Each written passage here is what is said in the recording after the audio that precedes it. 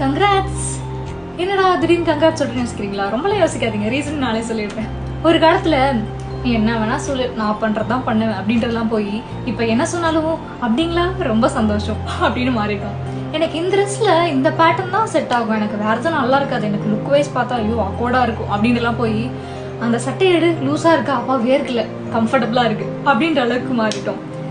இங்க போனா இதான் நடக்கும்னு நினைக்கிறேன், ஐயோ ரொம்ப எக்ஸைட்டடா இருக்கு, போய் பார்க்கலாம் அப்படின்னு எக்ஸ்பெக்ட்லாம் பண்ணிட்டு போய் அங்க போகலாம், என்ன நடந்தாலும் சரிதான் பார்த்துக்கலாம் அப்படின்னு அக்செப்ட் பண்ற அளவுக்கு மாறிட்டோம். எனக்கு இதெல்லாம் வாங்கணும், இது இப்படிலாம் ஆகணும் அப்படின்னு யோசிச்சு போய் நாளைக்கு இது வாங்கலாமா, வீட்டுக்கு இதை வாங்கி போட்டால் செட் ஆகுமான்னு ட்ரீம்ல இருந்து ஒரு ரெஸ்பான்சிபிள் பர்சனாக மாறிட்டு இருக்கோம்.